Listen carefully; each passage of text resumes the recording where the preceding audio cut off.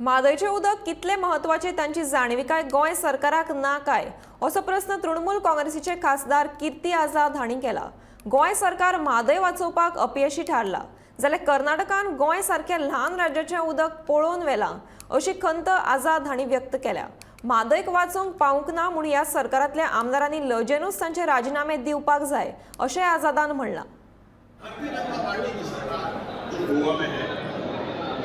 उसको सब कुछ भूल कर ये गोवा राज्य जो उनका अपना परिवार है उनके लोगों के लिए लड़ना चाहिए और लड़ करके उनको सत्ता छोड़ने की जरूरत पड़े तो सत्ता छोड़े, सरकार छोड़े और महानदी के पानी के लिए अपने लोगों, अपने परिवार, गोवा के लोगों के लिए लड़े।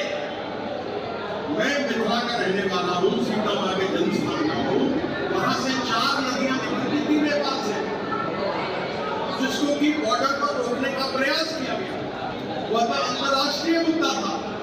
मैंने वह आवाज उठाकर विदेश मंत्रालय, यानी जल संसाधन मंत्रालय, इन सबों से बात करके उन 4 नदियों का पानी नहीं रुकने दिया, जबकि भारत में और नेपाल के बड़े अच्छे रिश्ते हैं। यहाँ तो कर्नाटक में भारतीय जनता पार्टी है, गोवा में भारतीय जनता पार्टी है और वहां बड़ा राज्य है तो छोटे राज्य को दबा रहे हो।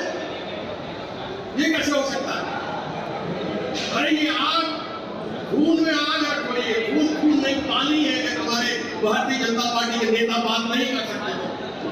ऐसे खून की क्या जरूरत है? उसका तो पानी बना देना चाहिए। इसलिए मैं आप लोगों के माध्यम से आह्वान करता हूँ कि भारतीय जनता पार्टी के नेता सामने आए, छोड़े सत्ता। जिस गोवा की जनता ने उनको जिताया है उनके लिए लड़े।